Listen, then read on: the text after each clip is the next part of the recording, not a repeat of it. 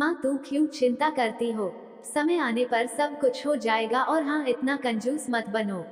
इतने गहने क्यों ले रही हो? मुझे नहीं पसंद है। मैं उन गहने को अपने पूरे शरीर पर लाद कर और चोर के डर से घूमना, मुझे ये सब नहीं पसंद है। तुम्हारा जमाना गया अब। अपनी आंखें खोलो और अपने सामने दुनिया को देखो। ये कितनी खूबसूरत है। माँ मस्त रहो और अपना जीवन एंजॉय करो। माँ पूरी दुनिया तुम्हें और पापा को घुमाओगी। सारी खुशियाँ आपके चरणों में लाकर रखूंगी। उसके बाद ही मैं शादी करूंगी। मैं एक बेटी हूँ तो क्या हुआ, मेरी भी जिम्मेदारियाँ हैं। अब मुझे सिर्फ अपने करियर पर ध्यान देने दीजिए। चिंता मत कीजिए, समय आने पर सब कुछ हो जाएगा। नव्या बेटी अपनी माँ की माँ बनकर अपनी माँ को समझा रही थी। लेकिन चेतन शांत था, क्योंकि वह जानते थे कि नव्या खुद लाखों का गहना है। नव्या विवाह योग्य हो चुकी थी। नव्या की माँ कादम्बरी उसकी शादी के पीछे पड़ी थी। आखिर वह माँ थी ना। आसपास के रिश्तेदार थे ही जोर देने के लिए। लेकिन नव्या अपने पैरों पर खड़ा होना चाहती थी। इसलिए वह शादी के बारे में नहीं सोच रही थी। इसलिए इस फालतू की चर्चा में उसे कोई दिलचस्पी नहीं थी। कादम्बरी सिर्फ एक वाक्य कहती थी, पढ़ाई करना तो तुम शादी के बाद भी सीख सकती हो ना। हमारी चिंता करना कम करो। नव्या अपने अपने फैसले पर अड़ी हुई थी और कादम्बरी हमेशा चिंतित रहती थी। आसपास की लड़कियां शादी करके गृहस्थी संभाल रही थी। 8 दिन पहले नव्या की सहेली की शादी हुई। वह धूमधाम से हुई शादी में उसके शरीर पर 1 किलो सोना पहनाया गया होगा। उसे हर रस्मों में एक गहना उसकी माँ अपनी बेटी के शरीर पर चढ़ा रही थी। दिखावा बहुत था शादी में। हमारी तो कोई भी तैयारी नहीं नव्या के शादी के लिए। चेतन तो किसी बात की चिंता नहीं करते। उसे याद आया नव्या जब इस दुनिया में आई, तब कादम्बरी के ससुर चेतन को बोले, चेतन लड़की हुई है रे बाबा, अब दहेज की तैयारी में लग जाओ। कादम्बरी को बहुत बुरा लगा सुनकर। पिता बनने की बधाई देना तो दूर, दहेज के बात करने लग गए। लेकिन चेतन इतने खुश थे कि मेरी संतान के रूप में पहली ही बेटी हुई। वह उसका लाड प्यार करने में मग्न रहता था। वह उत्सुकता से नई नई चीजें नव्या के लिए ले आता।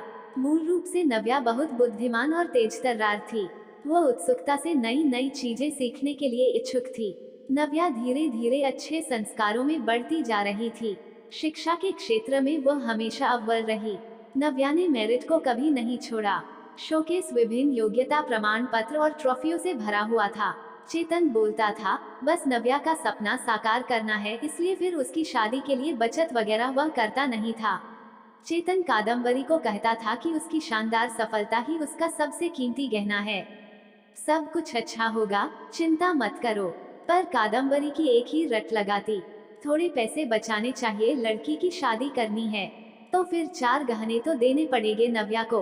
गले में से डिप्लोमा सर्टिफिकेट और ट्रॉफी ही लेकर खड़ी रहेगी मंडप। ये कादम्बरी शांत शांत, अपना ब्लड प्रेशर मत बढ़ाओ, मैं हूं ना, फिर शांत हो जाओ। चेतन कादम्बरी को समझा रहा था। चेतन की शांत धुन सुनकर कादम्बरी की अंदर की माँ जाग जाती थी। गुस्से में वह चेतन को बुरा भला बोल देती थी। चेतन तब भी शांति से सब कुछ सुनता था। कादम्बरी बोली, अब मुझे ही कुछ करना होगा, नव्या के पापा तो कुछ नहीं करेंगे। कल उम्र ज्यादा बढ़ गई तो शादी के बाजार में कोई शिक्षा को नहीं पूछेगा। रहा सवाल रहा गहनों का, एक भी छोटा बड़ा गहना बनाकर नहीं रखा।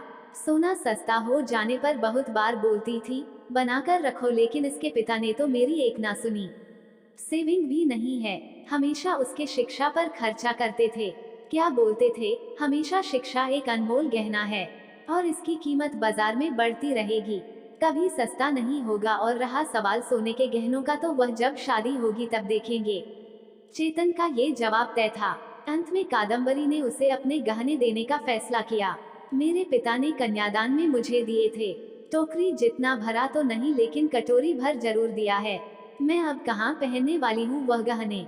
ये चिंता जो उसने खुद को समझ आकर दूर की। जैसे जैसे दिन बीतते गए नव्या ने अपने स्मार्टनेस से पोस्ट ग्रेजुएशन पूरा किया। उसने पीएचडी करने का इरादा किया और उतने में सोने पर सुहागा। अचानक उसे माइक्रोसॉफ्ट द्वारा सिलेक्ट कर लिया गया, जो पिछले साल के प्लेसमेंट के लिए आया था। एक बड़ा पैकेज उसके हाथ में रखा गया और गुड पोस्ट द्वारा और कई सुविधाओं पोस्टिंग के साथ अमेरिका में पेश किया गया। चारों उंगलियां घी में, साथ में पीएचडी कर सकती थी क्योंकि कंपनी ने उसे बोनस दिया था। नव्या अपॉइंटमेंट लेटर लेकर भागकर घर पर आई। जब तक दरवाजा नहीं खुला तब तक नव्या ने डोरबेल से अपना हाथ नहीं हटाया। दरवाजा खुलते ही उसने अपनी माँ को गले से लगा लिया। माँ, अब लग जाओ शादी की तैयारी में। पापा, आप बस मदद करना, हाँ यूएस जाना होगा ना मुझे। और अपॉइंटमेंट लेटर नव्या ने पापा के हाथ में रख दिया। चेतन ने वह लेटर जोर से पढ़ा। बाप रे नव्या, सच में यह अनमोल गहना अब शादी के बाजार में चमक उठेगा। ऐसा बोलकर कादम्बरी भगवान के सामने शक्कर रखी।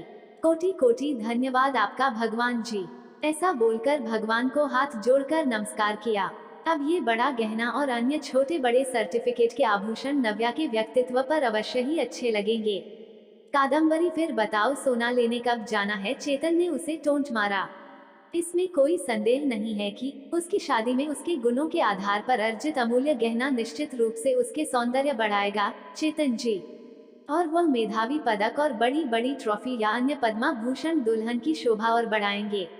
ये हीरा हमारे मानस के जीवन में बिल्कुल फिट बैठता है। चलेगा ना आपको?